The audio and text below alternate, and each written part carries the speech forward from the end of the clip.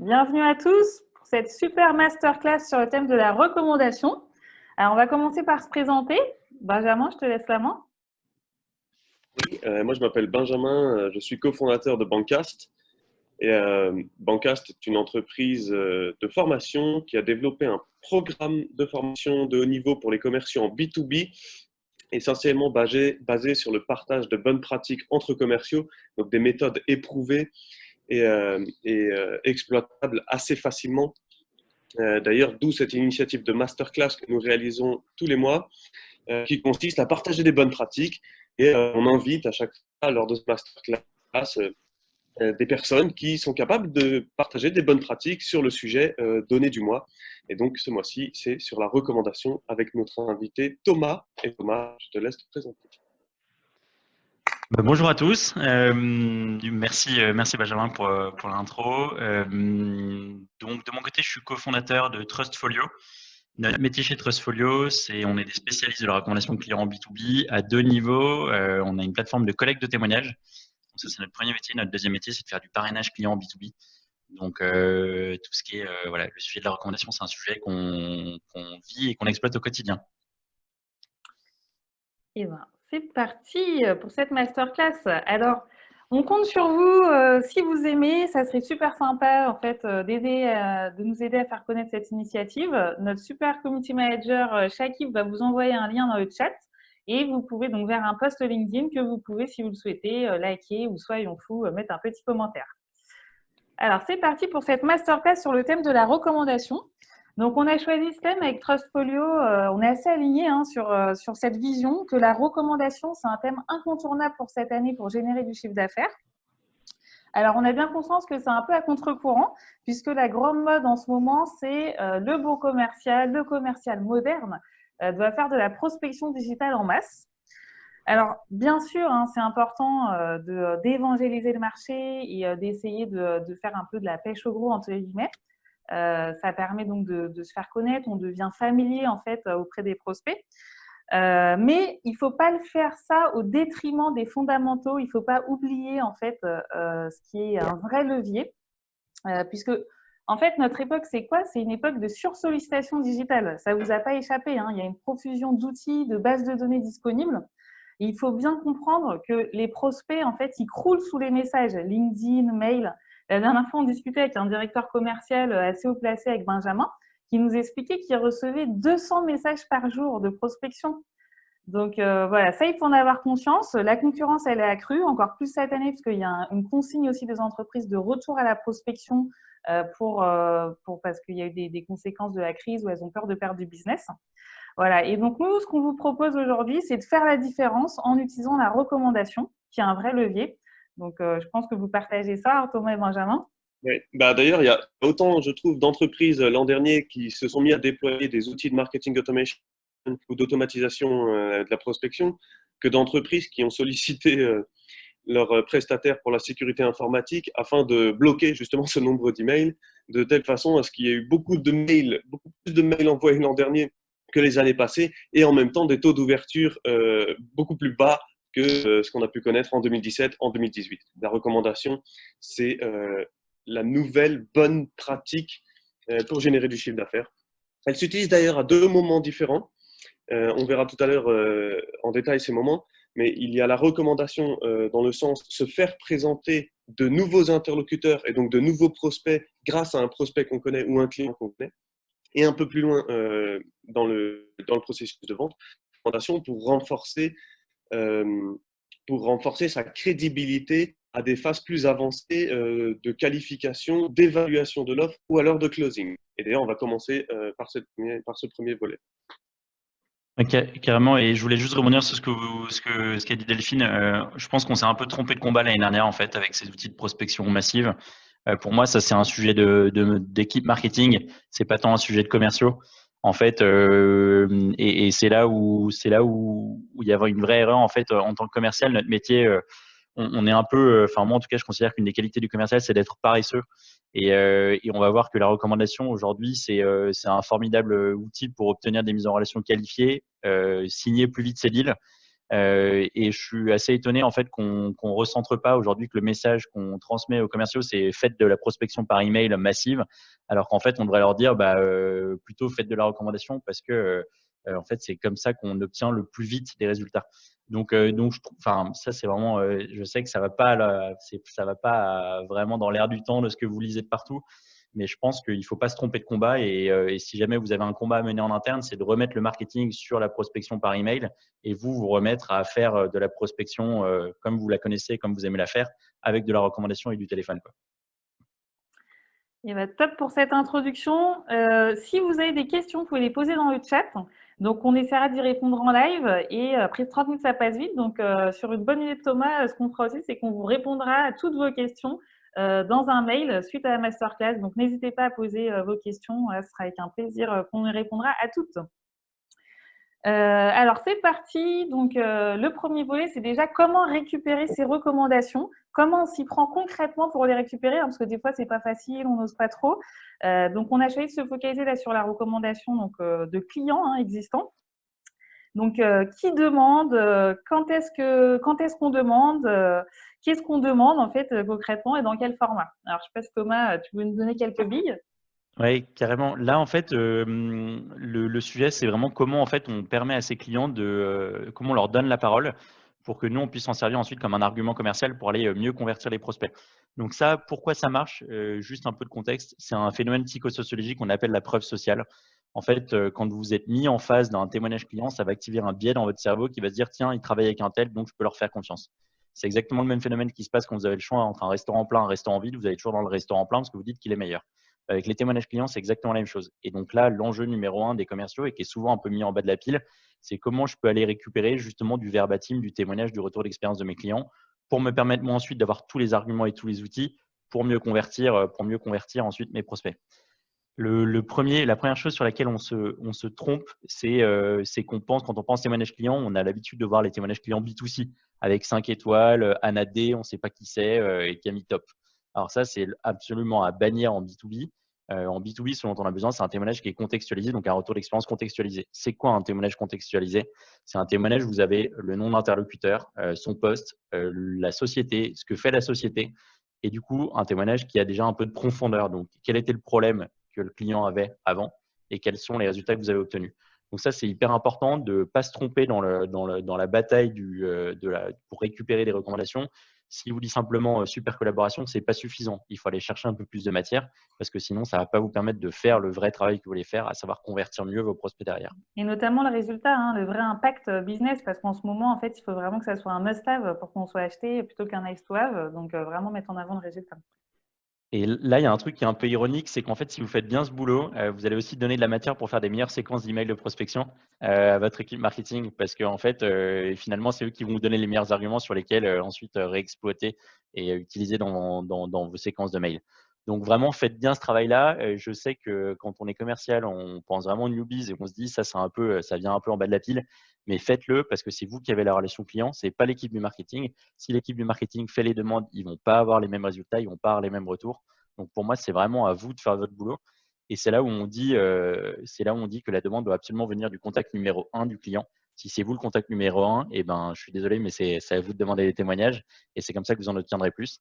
Donc là, c'est un vrai travail de communication avec l'équipe marketing. Si vous demandez d'obtenir des témoignages, faites-le parce que ça va vous servir à mieux convertir et à faire des meilleures séquences derrière. Et là, il y a une notion sur laquelle on insiste beaucoup chez Bancast, c'est la notion de business partner. C'est-à-dire quoi? C'est-à-dire qu'en fait, là, normalement, à ce stade où votre client, en plus, il est converti et où il y a eu des résultats, vous avez créé suffisamment de proximité pour qu'il vous aide, en fait, et que ça soit hyper naturel. Là, il n'y a aucun complexe à avoir, aucune question à se poser. C'est vous l'appelez normal et vous lui expliquez que ouais, ça serait vraiment super sympa qu'il vous aide. Et donc, business partner, c'est la notion de réciprocité dans la relation qui fait que vous l'aidez à générer en fait, à atteindre ses objectifs. Et lui, il vous aide aussi, et notamment dans ces moments-là, pour vous aider à faire un beau cas client, qui le valorise d'ailleurs au passage. Oui, carrément. Et en fait, c'est aussi un moyen de valider la relation, en fait. Cette partie témoignage, c'est un moyen pour vous de le fidéliser. Donc, on en profite, on fait de la fidélisation en lui donnant la parole. On l'utilise ensuite, nous, dans la prospection. Donc, c'est vraiment du gagnant. Enfin, on y gagne à tous les étages, quoi, là-dessus. Donc, faut vraiment pas hésiter et ça doit même redevenir, ça c'est vraiment un vrai défaut, ça doit redevenir quelque chose qui doit être en haut de votre pile. Il y a une question qui revient souvent, c'est est-ce que je fais du volume ou pas là-dessus? Et donc, du coup, on en vient un peu au format de la recommandation. La réponse, elle est multiple. En gros, pour moi, il faut faire un peu de volume et il faut varier les formats. Donc, il faut allier le quali et les quanti.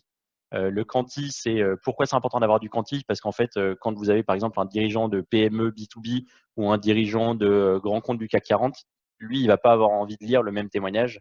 Donc, il a besoin de voir le témoignage de la personne qui lui correspond, etc. Donc, si vous n'avez pas fait ce travail de quantité, vous n'allez pas vous retrouver avec le bon témoignage à présenter à votre client. Et ça, c'est dommage. Donc, il y a vraiment une logique de volume. Alors, on n'est pas sur des logiques de B2C où il faut avoir des milliers de clients, enfin, des milliers de témoignages. Il faut faire aussi en fonction de ce qu'on a. Et ça permet vraiment d'avoir en fait le bon témoignage qui correspond au mot persona qu'on veut convertir derrière. Et ensuite, sur la notion de format, il y a plein de possibilités. Le verbatim, c'en est un, mais vous pouvez aussi, pour certains de vos clients qui sont un peu clés, aller chercher de la vidéo de témoignage. Donc là, il faut bosser ça avec l'équipe marketing.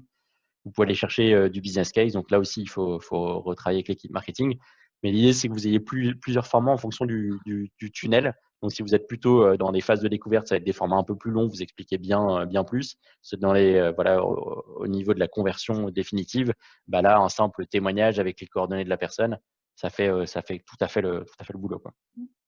Donc, nous, par exemple, chez Bancas, on envoie systématiquement des typeforms à nos clients, les décideurs, mais aussi les utilisateurs, pour avoir un maximum de témoignages de personnes différentes.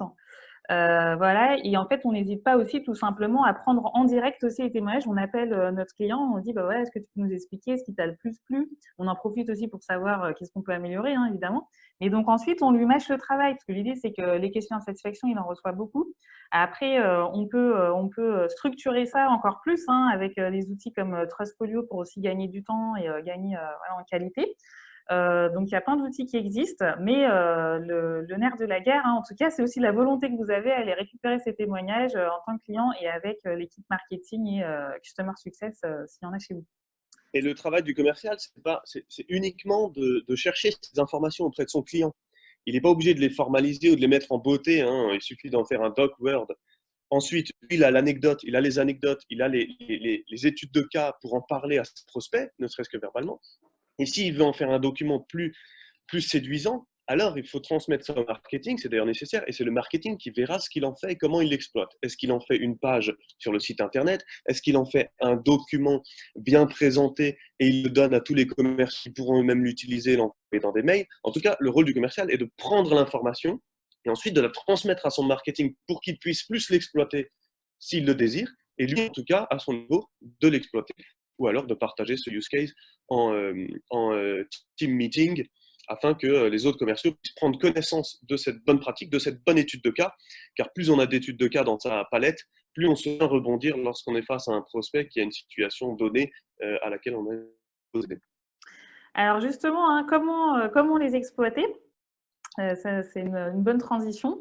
Donc, tu parlais effectivement, Benjamin, de l'utiliser sur le site internet, aussi en social selling. Et alors là, ce qui est intéressant, Isaac, pour le coup, c'est une vraie tendance de fond, c'est que le commercial, en fait, il devient de plus en plus ambassadeur de sa marque. C'est avec l'émergence des réseaux sociaux, en fait, la communication, elle passe aussi par chaque commercial qui a des trucs intéressants à dire. Et vous communiquez sur LinkedIn, si vos personas sont sur LinkedIn, hein, sur le bon réseau.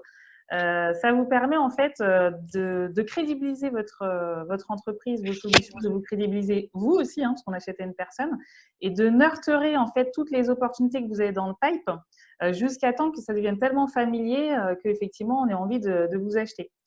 Il y a quelques entreprises, moi, que j'ai repérées qui utilisent des recos clients qui les mettent sur les réseaux sociaux de façon systématique.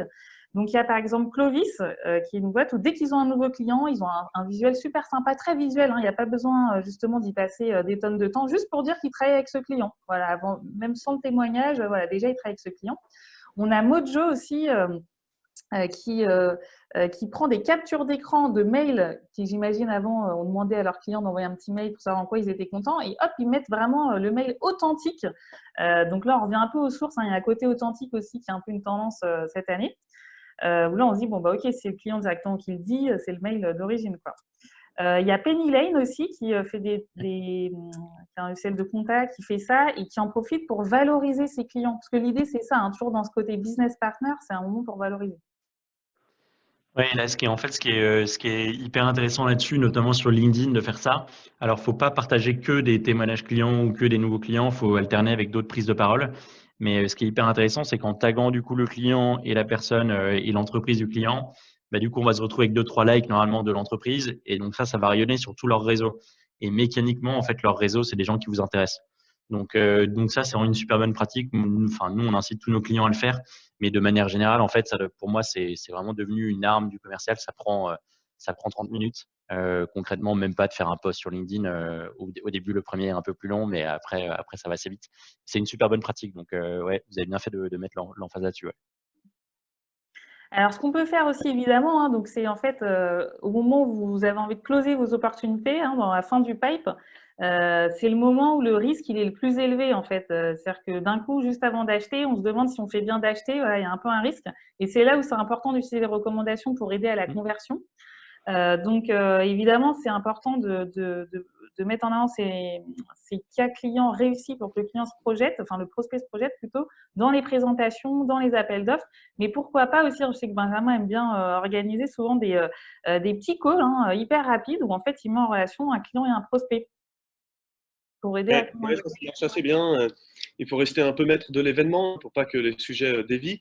Mais ça peut toujours être intéressant à un moment pour vraiment rassurer un prospect et tenter de le convertir plus rapidement et plus efficacement, de lui présenter un client, donc son homologue direct dans une autre entreprise.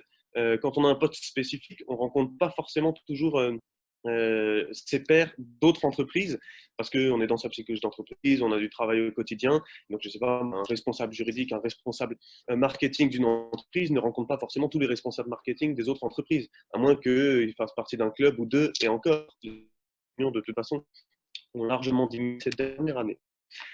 Donc, Oui. ça peut être intéressant de mettre en lien un client avec un prospect sur ce point de vue. Oui, Thomas? Carrément. Et là-dessus, il y a aussi on fait un truc, nous, qui marche hyper bien chez Trustfolio. Donc, une fois qu'on a envoyé la proposition commerciale à J+2, moi, je renvoie toujours un message avec un témoignage client. Donc, en fait, je dis, tiens, en fait, j'ai oublié de te faire passer les témoignages de nos clients. Et notamment, ce témoignage-là qui correspond bien à la problématique que tu avais ou qui est exactement, en fait, le même persona que la personne avec qui je viens d'échanger. Et du coup, en fait, ça, c'est des bons moyens de le relancer de manière soft. Donc, il faut aussi voir le témoignage comme un très bon moyen de se rappeler à l'esprit. Nous, on le fait juste après parce que du coup, notre flow, il est fait comme ça. Mais c'est un très bon moyen, en fait, de revenir vers le prospect qui n'a pas forcément donné une réponse avec quelque chose de plus soft, avec un nouvel argument et quelque chose qui va du coup le remettre dans les conditions de la vente. Quoi.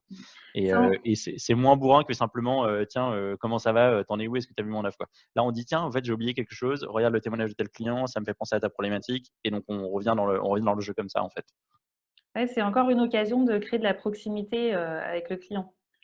Il y a deux petites Exactement. questions. Est-ce qu'on peut envoyer un template d'une reco pour que les présents à cette masterclass puissent avoir une idée de ce que ça donne? Je sais Bah, pas, très bonne Thomas, si idée, très bonne idée dans nos. Oui, carrément, ce que je ferais, si vous voulez, je vous enverrai à tous par mail trois exemples. Donc, un verbatim, donc un témoignage pur et dur, un business case et une vidéo de témoignage client. Comme ça, vous aurez un peu les différents formats qui peuvent s'appliquer. Et je pense même que je peux vous envoyer une interview de client parce qu'on peut aller carrément sur l'interview dédiée sur le client, etc. Donc, on a tout ça. Je pourrais Ok, vous envoyer super. des exemples. Ouais. Trop bien. Il y a un truc qui marche super bien aussi, c'est les événements, hein, que ça soit en ligne ou en physique quand c'est possible, où on met en relation les prospects et les clients. Encore une fois, ça apporte beaucoup de valeur aussi au prospect puisqu'il agrandit son réseau et il parle avec un de ses homologues, hein, donc ils adorent toujours. Et pour le client, ça le valorise. Donc, il ne faut pas hésiter en fait à faire ces intros qui font vraiment partie du processus de vente en fait, hein, et notamment sur les questions qui intéressent le prospect auquel il n'a pas encore la réponse et où il aimerait bien être sécurisé. Quoi. Il y a une autre question de Nicolas qui demande à propos de la partie légale, comment parfois obtenir les autorisations pour la communication, sachant que ça peut devenir, pour certaines entreprises, assez bureaucratique d'obtenir cette autorisation. Ouais, bah alors là, moi je suis mal placé parce que ça fait partie des forces de ce qu'on propose, d'avoir simplifié tout ça. Mais de toute façon, au plus on peut entre guillemets, le contourner, ça, au mieux c'est. En fait, un petit verbatim un peu court, si vous pouvez éviter de demander l'accord de la direction de communication, vous portez pas plus mal sur, en fait, essayer de séquencer un peu, de dire, bah voilà, écoute 2-3 phrases. Est-ce que tu es d'accord? Nous, on l'utilise. Et il y a aussi un moyen de le contourner, c'est de dire, nous, on va l'utiliser juste en interne. C'est-à-dire qu'on va, par exemple, pas l'utiliser sur notre site internet.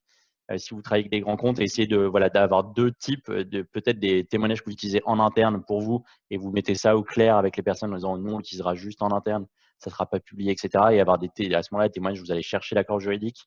De la vidéo, des témoignages un peu plus poussés, où vous allez du coup aller chercher l'accord de la direction juridique.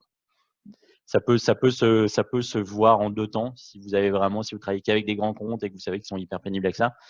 Et même, normalement, ça s'inclut dans le contrat dès le départ. Quand vous signez votre contrat avec le client, en fait, vous devez mettre une clause qui dit, bah, nous, on se réserve le droit de mentionner qu'on travaille ensemble, qu'on a fait ça ensemble, et de vous demander un témoignage. Comme ça, en fait, là, vous gagnez du temps. Il n'y a plus de sujet juridique, etc. C'est signé dans le contrat, vous gagnez du temps. Ça peut même être un levier de négociation, de dire, bon, ok, je te fais ça pour moins cher. Si en échange, je peux exploiter ta communication, etc. Donc, il y a plein de moyens d'arriver à détourner et contrôler un peu ça pour ne pas se retrouver bloqué au moment où on demande le témoignage. Tout à fait. Ok. Il y a un point qu'on n'a pas évoqué, c'est de mettre ça dans la signature mail aussi. Hein. Alors, j'ai vu passer des entreprises qui mettent des petites étoiles, en fait, qui mettent, voilà, on a une note de 4,5, 4,9 sur 5.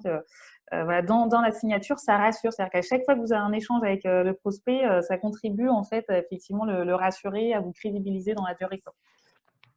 Et ça a même un impact hyper positif sur ses clients, en fait, parce que du coup, les clients voient qu'ils appartiennent à une communauté de clients satisfaite.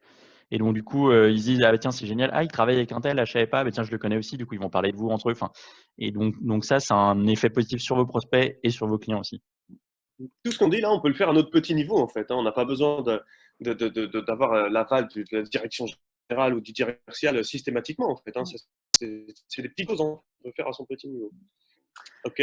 Il faut penser simple. Et la troisième partie, alors là, qui est hyper intéressante, hein, c'est que en fait, c'est difficile d'obtenir des rendez-vous, parce qu'on a vu en intro, il y a beaucoup de sollicitations, les prospects sont très sollicités. Et en fait, se servir d'un tiers de confiance, donc venir de la part de quelqu'un, et donc d'un client, hein, c'est l'objectif de cette masterclass, en fait, ça vous permet d'obtenir des rendez-vous avec un taux de transformation bien plus élevé, hein, 5 à 8 fois élevé selon les stats.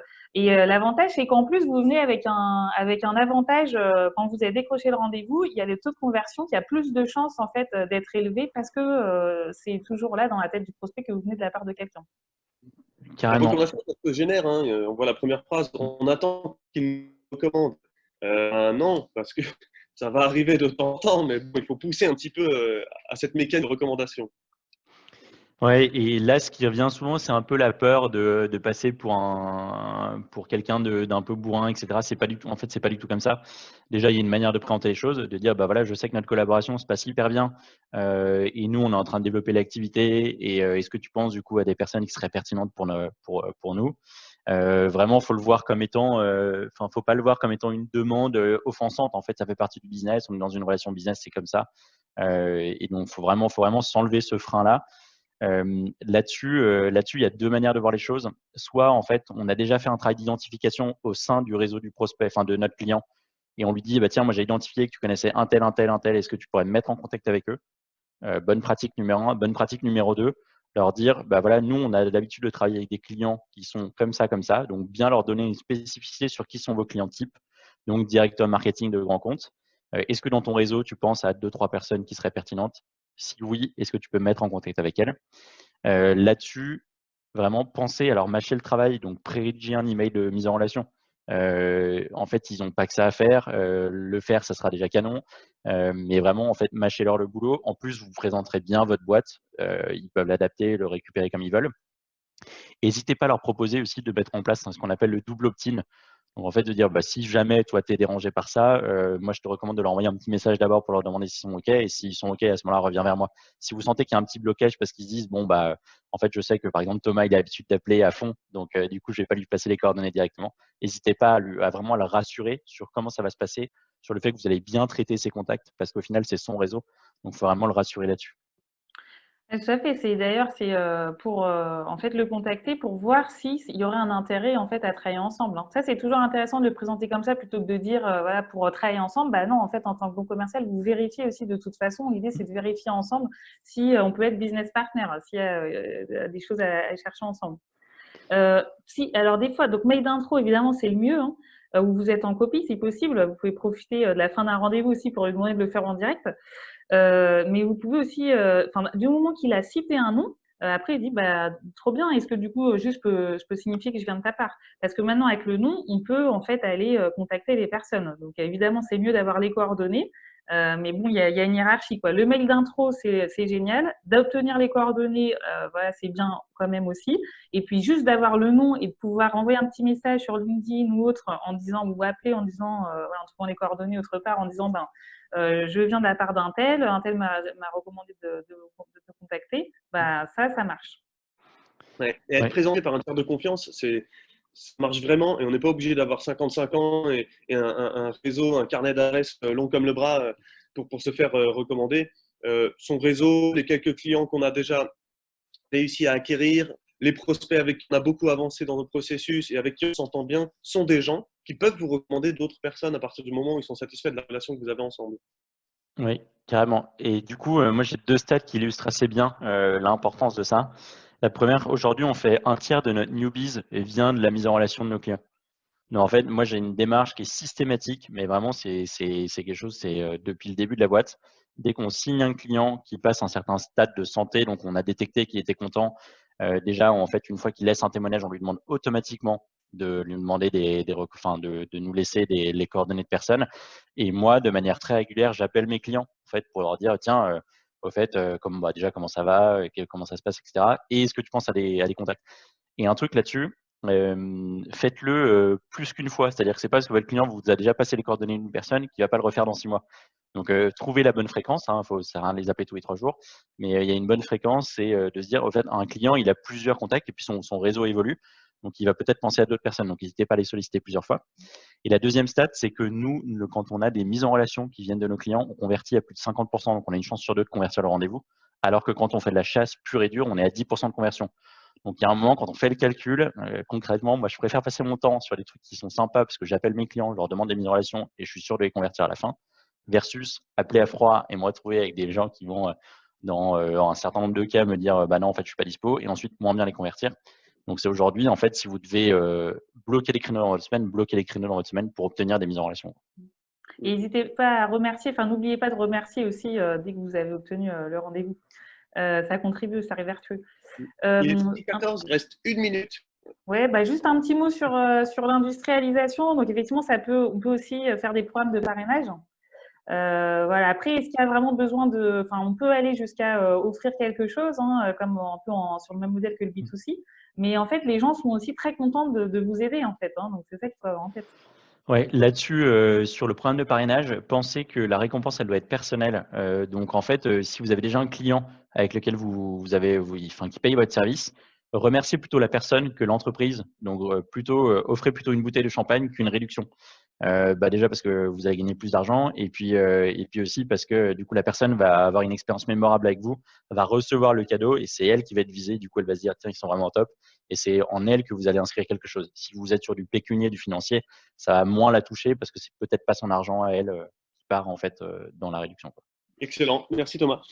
Notre community manager Shaq a fait un post sur LinkedIn, donc si vous voulez, vous pouvez faire la promotion de cet événement, dire que ça vous a plu en commentaire ou liker tout simplement ce post LinkedIn. Il est en commentaire dans le chat du Zoom. Et j'espère que vous avez eu pas mal de billes. Il y a 2-3 questions que j'ai vu passer auxquelles on n'a pas pu répondre, mais c'est toujours comme ça, le temps passe vite.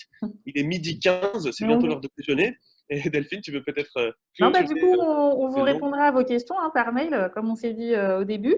Et un grand merci à vous d'être venus. Franchement, c'est toujours un plaisir. On espère que ça vous a été utile.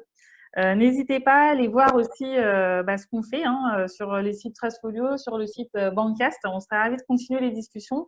Et en fait, là, on a traité qu'une toute petite partie de la recommandation, parce que la recommandation, en fait, c'est bien plus que ça. C'est à partir du moment où on a un tiers de confiance, où on a un point commun en fait à citer. Et ça, c'est un vrai levier, encore une fois, pour le business de cette année. Donc voilà, continuons les discussions et bon courage à vous pour tous vos projets. Voilà, on vous souhaite de belles ventes et des super clients. Bonne prospection à tous. Ouais.